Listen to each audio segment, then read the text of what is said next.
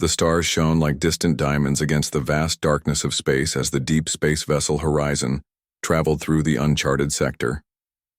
Captain Elaine Wright stood on the bridge, her experienced eyes fixed on the main view screen. After 15 years of space exploration, she thought she had seen everything the universe had to offer. She was wrong.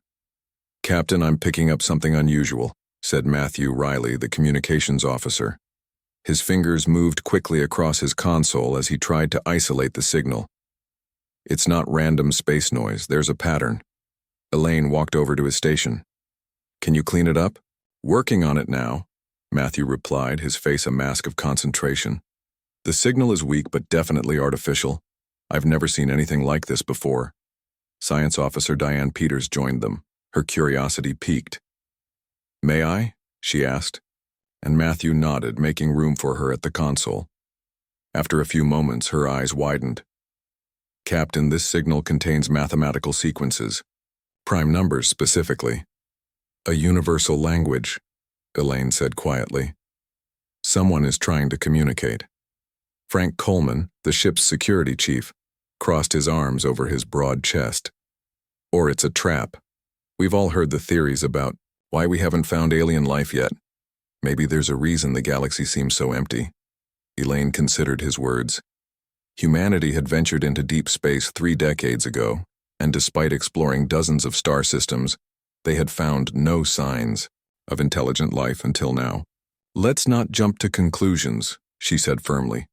"Diane, Matthew, I want everything you can tell me about this signal. Where is it coming from?" After hours of analysis, the crew gathered in the briefing room. The atmosphere was tense with excitement and apprehension. "The signal originates from a star system approximately 2 light days from our current position," Diane explained, pointing to a holographic map. "It contains coordinates and what appears to be an invitation."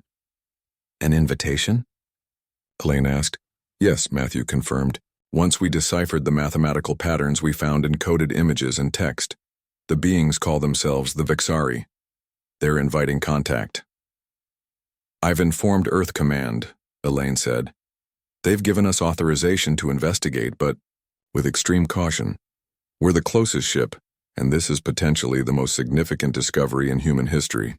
The Horizon changed course, its engines pushing it toward the source of the mysterious signal. The crew worked around the clock, preparing for every possible scenario. Some were excited, others fearful. All of them understood the weight of their mission. 3 days later, they reached the coordinates. A planet orbited a yellow star not unlike Earth's sun, but what caught everyone's attention was the massive structure in orbit around the planet, a space station that dwarfed anything humans had ever built. "It's beautiful," whispered Diane, staring at the elegant curves and shimmering surfaces of the alien structure. "And at least a century beyond our technology," Frank added, not bothering to hide the concern in his voice. A new signal reached the horizon, this time much stronger and clearer. "They're hailing us," Matthew said, his voice slightly shaky. "The computer is translating now." A moment later, the view screen changed to show a being unlike anything they had ever seen. It had smooth, silvery skin that seemed to shimmer with subtle colors. Its eyes were large and almond-shaped, a deep violet color that somehow conveyed both wisdom and curiosity. It had no visible nose, and its mouth was small but expressive. "Greetings, travelers from Earth," the alien said, its mouth moving in sync with the words. "I am Ambassador Zilnax of the Vexari Collective. We welcome you to our outpost." Elaine stepped forward. "I am Captain Elaine Wright of the Earthship Horizon. We received your invitation and came to establish peaceful contact." The alien's mouth curved slightly in what might have been a smile. "We have been observing your species for some time, Captain. Your journey among the stars is young, but your potential is great. We believe you are ready to join the Galactic Council." Murmurs spread across the bridge. A council implied other species, an established interstellar community that humanity had never suspected existed. "You've been watching us?" Frank asked, unable to hide his suspicion. "For several of your decades," Zilnax confirmed. "It is our way." We monitor developing species and invite them to join our community when they reach a certain technological threshold. Your recent development of the Parker drive for faster-than-light travel signaled your readiness. Elaine felt a mixture of wonder and unease. The idea that they had been observed without their knowledge was unsettling, but the opportunity before them was unprecedented. "We would be honored to learn more about the Galactic Council," she said diplomatically. "Excellent," replied Zilnax. "You and a small delegation are invited aboard our station. We have much to share with you: technological advancements, medical breakthroughs, and knowledge that will benefit your entire species." After the communication ended, Elaine assembled her senior officers. "Thoughts?" she asked. "It's the opportunity of a lifetime," Matthew said immediately. "It's suspicious," Frank countered. "They've been watching us without making contact until now?" "Why?" Diane had been unusually quiet. "There's something not quite right," she said finally. The translator program detected subtle shifts in the ambassador's speech patterns when discussing their observations of Earth. "It could be nothing, but it could be deception," Frank finished. "We proceed with caution," Elaine decided. "I'll lead the delegation. Frank, you'll accompany us with 2 security officers. Diane, I need you there to evaluate any scientific information they share. Matthew, you'll stay aboard and maintain communications. If anything seems wrong, you get a message to Earth immediately." 6 hours later, Elaine's small team docked with the Vexari station. They were greeted by Ambassador Zilnax and several other Vexari, all displaying the same silvery skin and violet eyes. "Welcome to Outpost Nexus," Zilnax said, gesturing with a slender hand. "The beginning of a new era for your species." As they toured the station, Elaine was amazed by the technology on display. The Vexari showed them medical devices that could cure diseases that still plagued humanity, energy sources that made the Horizon's nuclear engines look primitive, and agricultural methods that could end hunger on Earth. "All of this will be shared with you," Zilnax assured them. "The Council believes in uplifting worthy species." Yet, despite the generous offers, Diane kept noticing small inconsistencies. The Vexari were evasive about certain questions, particularly regarding other species in the Council. And sometimes, when they thought no one was looking, their expressions changed to something less friendly. When the delegation returned to the Horizon, they brought samples of Vexari technology and data, crystals filled with information.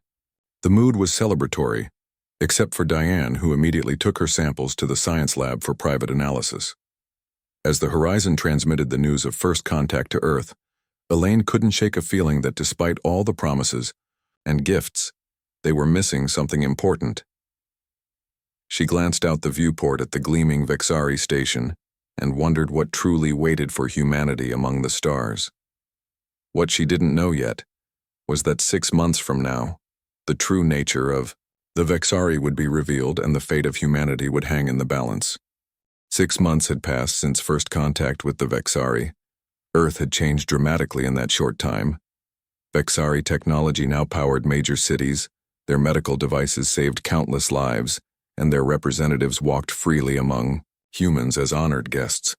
The Horizon remained stationed near the Vexari outpost, serving as a liaison between Earth and the aliens. Captain Elaine Wright sat in her office reviewing reports from home.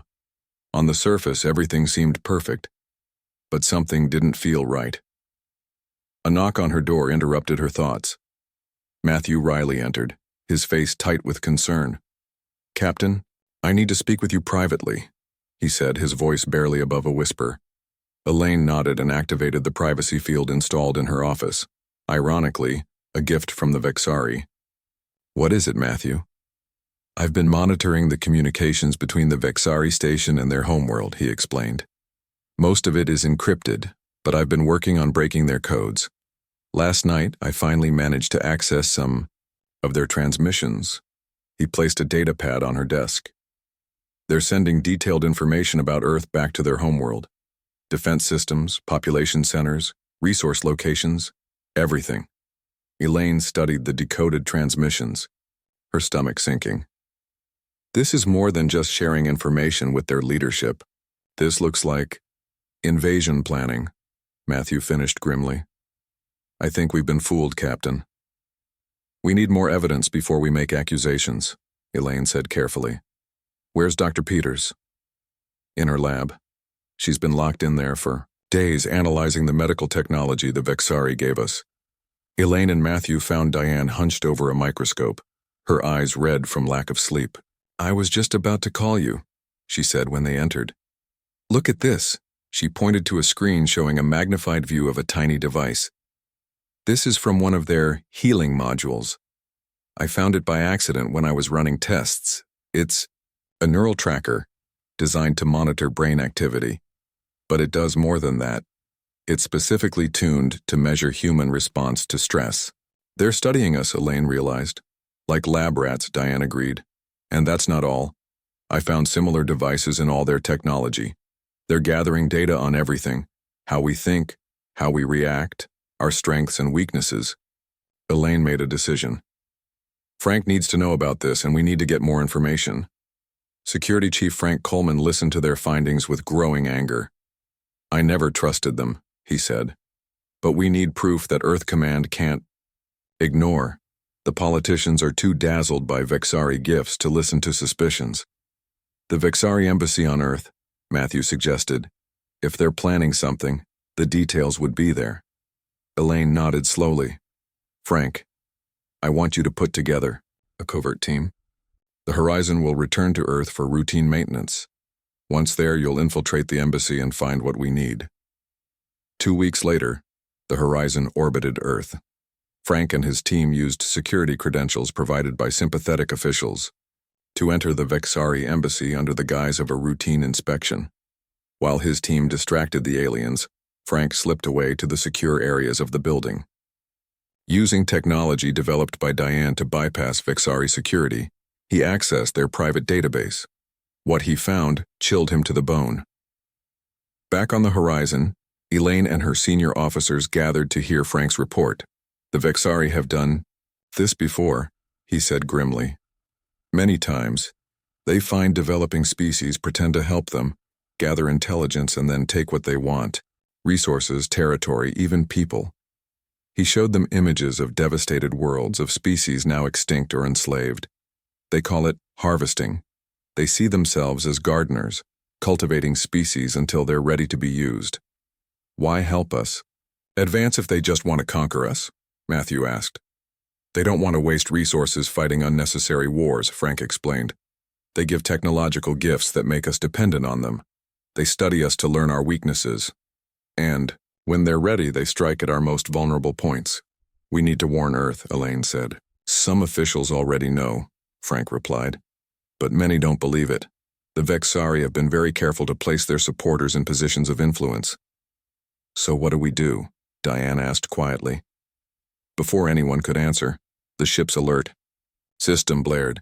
Captain to the bridge, came an urgent voice over the intercom. On the main view screen, they saw a fleet of Vexari ships emerging from faster-than-light travel near Mars. They're targeting the Mars colony, the tactical officer reported. Helpless, they watched as the Vexari ships opened fire. The colony's defenses, designed to stop asteroids, not alien weapons, fell quickly. Within minutes, the main habitat dome cracked open, exposing thousands of colonists to the thin Martian atmosphere. Get me Earth Command now, Elaine ordered, her voice shaking with rage. The response from Earth was chaotic. Some officials demanded immediate military action. Others urged caution, suggesting there must be some misunderstanding. The Vexari ambassador declared the attack a regrettable necessity and claimed Mars as payment for the technology shared with Earth. Payment? Elaine repeated in disbelief when she heard the news. They murdered 10,000 people for payment? 3 days later, Elaine stood before the Vexari Supreme Commander aboard their flagship. Earth's leadership had insisted on one last attempt at diplomacy before committing to war. The Supreme Commander, Krathos, was larger than the other Vexari she had met, his silver skin darker and his eyes a deep crimson rather than violet. Your request for us to leave your solar system is denied, he said coldly. Your species has been deemed suitable for harvesting. Your resources will serve the collective, and your people will provide labor and research subjects. We won't submit, Elaine said firmly. Humanity will fight. Many species say this, all eventually kneel. Kratos moved closer, studying her face with academic interest. Your emotional responses are fascinating. You actually care about the others of your kind. Of course I do. That's what makes us human. It is what makes you weak, he countered. Your attachments cloud your judgment. As the horror of what was happening truly sank in, Elaine felt a single tear slide down her cheek. Kratos noticed it with apparent curiosity. Your water leaking is amusing, he said. Another sign of your inferiority. Your emotional responses make you weak and undeserving of this galaxy's resources. Elaine wiped away the tear, her sadness hardening into resolve. You've made a grave mistake. The mistake was yours, believing you mattered in this universe. Kratos replied, Return to your ship. You have 48 of your hours to prepare your planet for our arrival. Those who resist will be eliminated. As Elaine returned to the horizon, she knew humanity faced its greatest challenge. The Vexari had revealed their true nature, and there would be no more attempts at peace. But what the aliens didn't understand was that human emotions weren't weakness, they were fuel, and a single human tear could be more than a sign of sadness. It could be the signal that mercy was over. The horizon raced back to Earth, pushing its engines beyond safe limits. Captain Elaine Wright had just 48 hours to prepare humanity for the fight of its existence. Her meeting with Supreme Commander Kratos replayed in her mind. His mockery of her tear, his cold dismissal of human emotion as weakness. These things burned in her memory and fueled her determination. As soon as the ship entered Earth orbit, Elaine transported down to the United Earth Defense Headquarters in Tygo, Geneva. The large meeting room was filled with military leaders, scientists, and government officials from around the world. Many still looked shocked by the attack on Mars. The Vexari aren't here to help us, Elaine said, standing before them. They never were. They're here to take our resources and enslave our people. We have less than 2 days before they expect our surrender. How can we fight them? Asked General Laura Summers, head of Earth's military forces. Their technology is far beyond ours. The few weapons we've developed using their tech won't be enough. Then we need to be smarter, Elaine replied. Dr. Peters has been studying Vexari technology for months. She's found weaknesses we can exploit. Diane stepped forward. The Vexari rely heavily on shield technology. Their weapons are powerful, but their actual ships are surprisingly vulnerable if the shields fail. I've discovered a flaw in their shield. Generators. They're sensitive to specific electromagnetic frequencies. Colonel Jason Grant, Earth's top military strategist, leaned forward with interest. Can we develop weapons that target those frequencies? We're already working on it, Diane confirmed. But there's something else. Remember those neural trackers they hid in their gifts to study our responses to stress? We've repurposed them. Engineer Samantha Rodriguez took over the explanation. We've created weapon systems that interface with human operators using the same technology. The calmer and more focused the operator, the more precise the weapon. The Vexari studied our emotions to find weakness, but we're turning that research against them. We also need to warn the public, Elaine added. Not just about the danger, but about the Vexari technology in their homes and hospitals. Some of it contains backdoors that could be used against us. The next 36 hours were a blur of activity. Around the world, people received the shocking news that their alien benefactors were actually invaders. Some didn't believe it, but the images from Mars were convincing. Civilians began evacuating major cities, heading to underground shelters originally built during the resource wars decades earlier. Meanwhile, Earth's defense forces prepared for battle. Every ship capable of spaceflight was armed with the new weapons designed by Diane and Samantha. Soldiers and pilots trained with the neural-linked targeting systems. 6 hours before the Vexari deadline, a surprise arrival gave humanity unexpected hope. A small fleet of ships entered Earth orbit, survivors from Mars led by a mining engineer named Corey Blackwell. We hid in the deep mining tunnels when the attack came, Corey explained in a hastily arranged meeting with Elaine and the defense leaders. After the Vexari left, we salvaged what we could and headed here.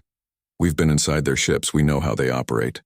The information from the Mars survivors proved invaluable.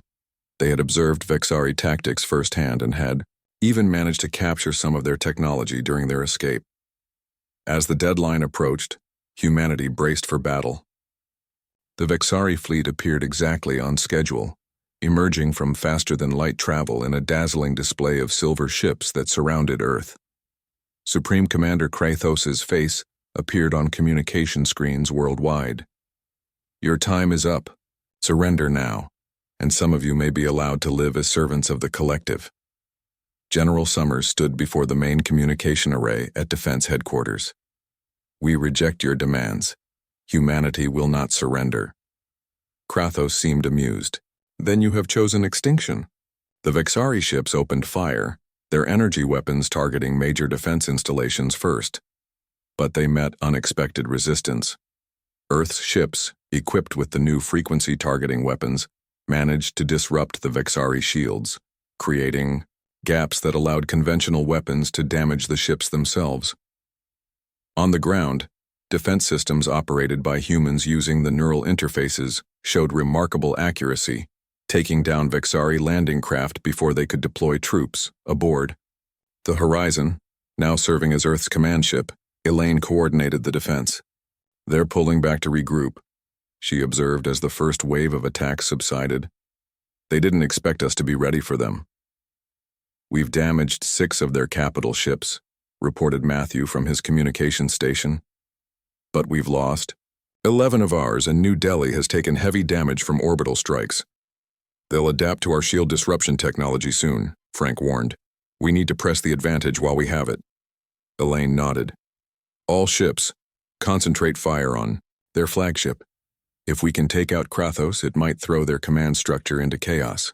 Earth's remaining ships formed attack patterns and targeted the massive Vexari command vessel. The battle raged for hours, with losses on both sides. The neural interfaces allowed human pilots to perform maneuvers that confused the more logical Vexari targeting systems. Emotion, the very thing the Vexari had dismissed, was proving to be a tactical advantage, but the tide began to turn as the Vexari adjusted their shields and brought in reinforcements. A direct hit rocked the Horizon, sending Elaine crashing. "To the deck! Hull breach on Deck 5, someone shouted. "Shields failing." As Elaine pulled herself back to her station, wiping blood from a cut on her forehead, an urgent message came through from Earth. "Captain Wright," said Samantha Rodriguez, her image flickering on the damaged view screen. "We've found something. The neural trackers in their technology, they don't just monitor emotions, they're connected to a central network. We can use that connection to send a feedback pulse through every piece of Vexari tech on Earth and in their fleet." "What would that do?" Elaine asked. "It could overload their systems, maybe even their neural networks, but we need someone to deliver the pulse directly to their main network node." Elaine looked at the looming shape of the Vexari flagship on her tactical display. "We'll need to board their command ship." "That's suicide," Frank objected. "Maybe," Elaine admitted, "but it's our best chance." She turned to Matthew. "Send a message to Krathos. Tell him I want to discuss terms of surrender, personally, as..." The Horizon limped toward the Vexari flagship under a flag of truce. Elaine prepared for what might be her final mission. She would carry the feedback pulse device disguised as a data tablet containing Earth's surrender terms. "If I don't make it back," she told her senior officers, "continue the fight. Remember, what they see as our greatest weakness is actually our greatest strength." The Vexari allowed her shuttle to dock. As she stepped onto the alien ship, escorted by guards, Elaine thought of the single tear that Krathos had mocked. Little did he know that Tyr hadn't signaled weakness or defeat. It had been the moment when mercy ended and humanity's true fight began. Captain Elaine Wright walked through the gleaming corridors of the Vexari flagship, flanked by 2 silver-skinned guards. The ship hummed with power, its walls pulsing with soft blue light. In her hand, she carried a data tablet that looked like it contained surrender terms. In reality, it held the feedback pulse device that might save humanity. The guards led her into a large chamber where Supreme Commander Krathos waited. He sat on an elevated platform, his crimson eyes studying her with cold interest. "So the emotional human returns," he said. "You have come to your senses, I see." Elaine kept her face neutral. "Our defenses are failing. Too many have died already. I've been authorized to discuss terms." Kratos made a sound that might have been laughter. "There are no terms to discuss. You will surrender unconditionally. The strong do not negotiate with the weak. Before we proceed, I would like to understand." "What happens next?" Elaine said, activating the tablet screen. "We've prepared a list of questions about how the transition will work." She stepped closer, holding out the tablet. One of the guards took it and handed it to Kratos. As the Vexari commander touched the screen, Elaine tensed, ready for the device to activate. Nothing happened. Kratos looked at the blank screen, then at Elaine. "Did you really think we wouldn't scan your device?" He tossed the tablet aside. "We detected the energy signature. An impressive attempt, but futile." Elaine's heart sank. Their plan had failed before it even began. "Take her to the holding cells with the other prisoners," Kratos ordered. "After we finish with Earth, I will decide what to do with her." The guards grabbed Elaine's arms. As they started to drag her away, the ship suddenly shuddered. Alarm signals flashed along the walls. "What is happening?" Kratos demanded. A new Vexari rushed into the chamber. "Commander, Earth's forces are launching a coordinated attack. They've somehow penetrated our shield frequencies again." "Impossible," Kratos snarled. "We adapted our shields." Elaine couldn't help but smile. Her crew hadn't given up. While the Vexari were distracted, she twisted free from her guards and dove for the discarded tablet. Rolling across the floor, she smashed it against the wall, breaking open the case to reveal the true device inside, smaller and hidden within the tablet's power cell. "Stop her," Kratos shouted. But Elaine had already activated the device. A high-pitched whine filled the air as it powered up. The lights in the chamber flickered. "What have you done?" Kratos demanded, rising from his seat. "Created a distraction," Elaine replied. At that moment, an explosion rocked the ship. The chamber door burst open and a team of humans in combat suits rushed in, led by Security Chief Frank Coleman. "Sorry we're late, Captain," Frank said, tossing her a weapon. "The party started without us." While Elaine had been meeting with Kratos, Frank and a team of soldiers had used the distraction to infiltrate the flagship. Their real plan hadn't relied on the tablet device at all. That had been a decoy. "The pulse generator?" Elaine asked as they fought their way through the surprised Vexari guards. "Samantha and her team are setting it up in the ship's main engineering section," Frank explained between shots. "We just need to keep the Vexari busy until they're done." Meanwhile, aboard the Horizon, Diane Peters and Matthew Riley monitored the battle. The situation remained dire. Despite the surprise attack on the flagship, Earth's forces were still outmatched. Several major cities had taken heavy damage from orbital strikes. "We need to buy them more time," Diane said. "The feedback pulse won't work unless they can connect it directly to the Vexari central network." Matthew studied the tactical display. The Mars survivors mentioned that the Vexari ships communicate through a relay system. If we can disrupt their communication network, it might create enough confusion for our team to finish their mission. They quickly developed a plan. The remaining Earth ships would focus their attacks on the Vexari communication relay vessels, while the Horizon would move into position to extract Elaine's team when the time came. Back on the flagship, Elaine and Frank fought their way through the ship's corridors. The Vexari were recovering from their initial surprise, and resistance was growing stronger. "We need to find another way to engineering," Frank said as they took cover from enemy fire. "This route is too heavily defended." Elaine thought for a moment. The maintenance tunnels. Corey mentioned the Mars ships had them. They might be the same design. They found an access panel and crawled into the narrow tunnels that ran between the ship's main systems. The tight space was uncomfortable, but it allowed them to bypass the Vexari defenders.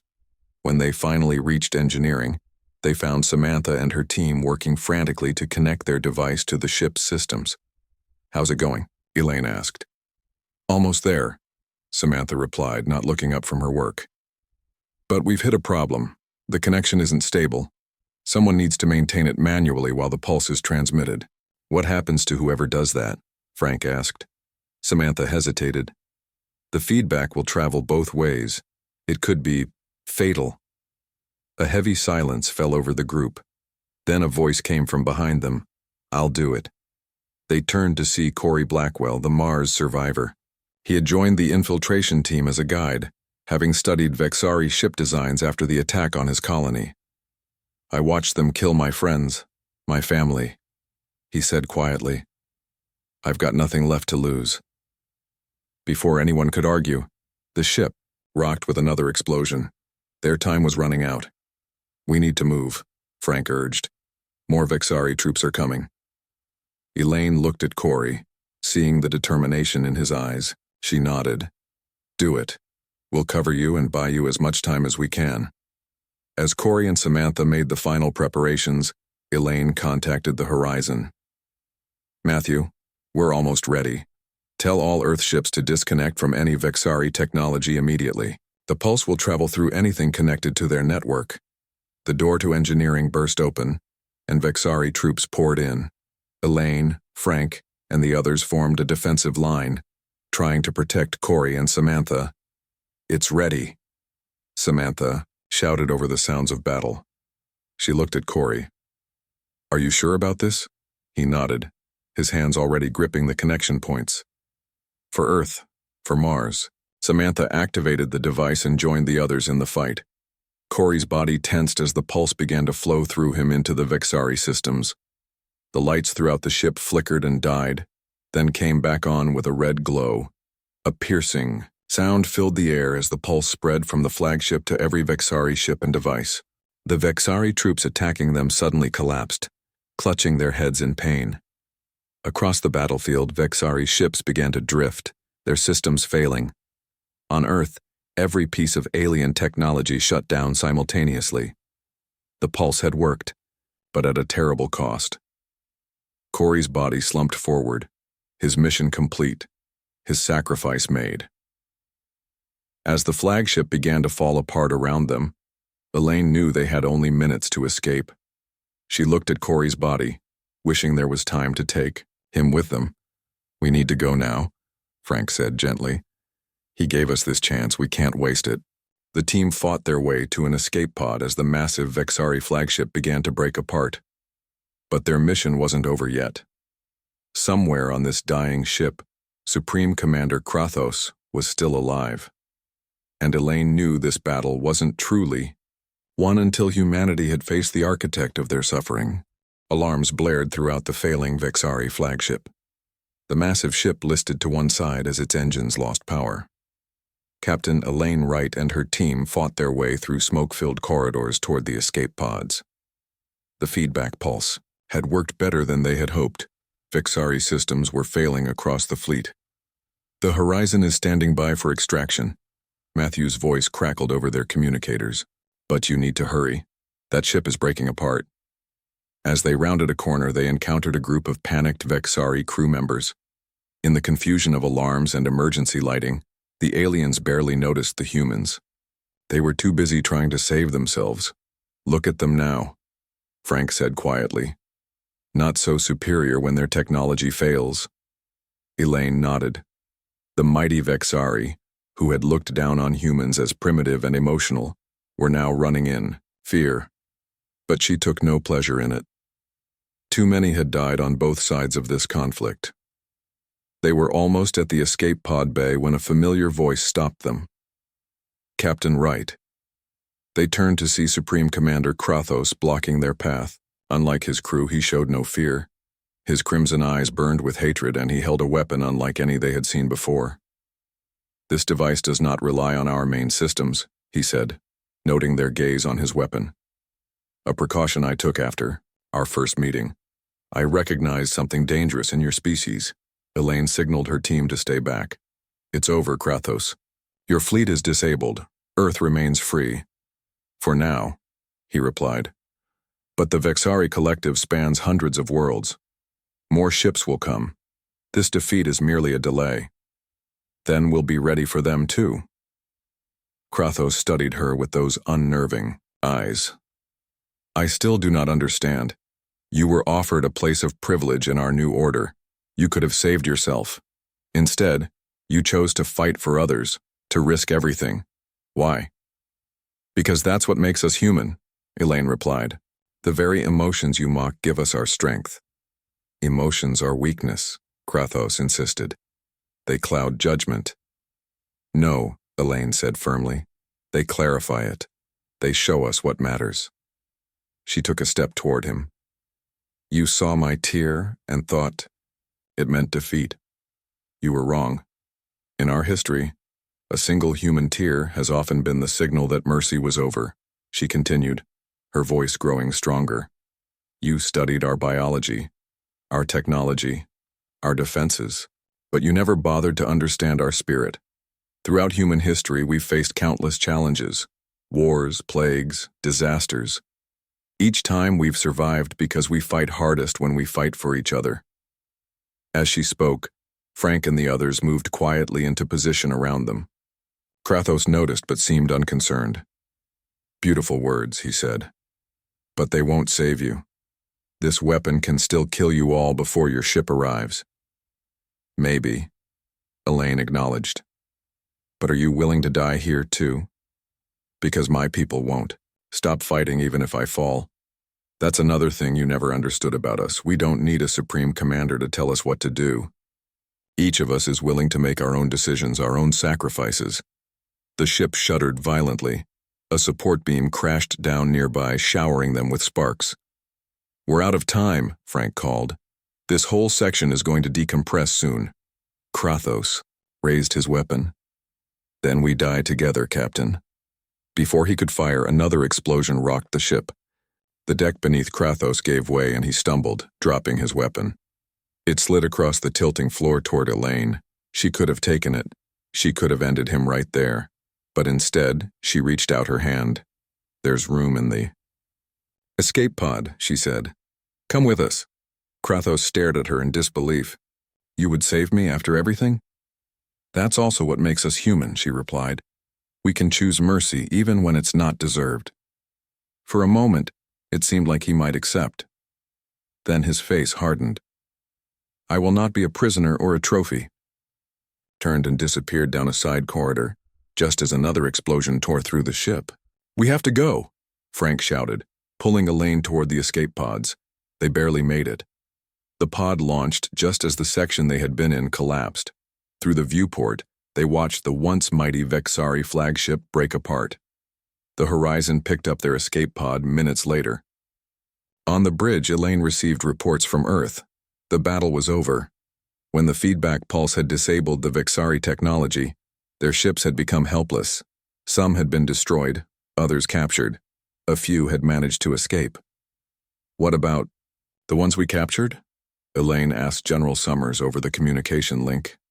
They're being treated as prisoners of war, the general replied. Some of them are already talking, providing valuable information about the collective. And the remaining Vexari ships? They jumped to faster than light as soon as they could restore minimal power. We think they're heading back to warn the collective. Elaine nodded. Then we need to prepare. They'll return eventually. We'll be ready, the general assured her. The technology we've captured will help us advance our own defenses, and we've already sent messages to other star systems, warning them about the Vexari. We might find allies out there. 6 months later, Elaine stood on a platform in Geneva, addressing representatives from around the world.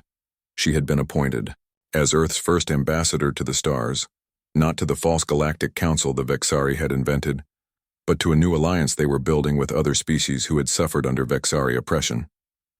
The battle for Earth taught us an important lesson, she told the assembly. We are stronger together than apart. The Vexari thought our emotions made us weak, but they actually give us our greatest strength, the ability to connect with others, to care about something beyond ourselves. She looked out at the diverse crowd. Humans from every nation stood together, united by their shared experience. As we move forward into the galaxy, we carry with us both the capacity for great compassion and the determination to defend what we love. We extend one hand in friendship, but keep the other ready to protect ourselves and those who cannot protect themselves. After the ceremony, Elaine met with her old crew from the horizon. Diane, Matthew, Frank, and Samantha had all taken on new roles in Earth's expanding space program. They gathered around a memorial that had been erected to honor those lost in the conflict, including Corey Blackwell and the Mars colonists. "Do you think they'll come back?" Matthew asked, gazing up at the stars now beginning to appear in the evening sky. "Eventually," Elaine replied. "But next time we won't be facing them alone." Frank raised a glass. "To those we lost, and to the future they helped secure." They all drank to the toast. As the stars grew brighter overhead, Elaine thought about Kratos and his failure to understand humanity. He had seen their emotions as a flaw, never realizing that they were actually the source of human resilience. A single tear had once signaled the end of mercy. But now, as humanity reached out to the stars with new purpose and understanding, it could also represent something else: hope for a better future and the determination to create it together.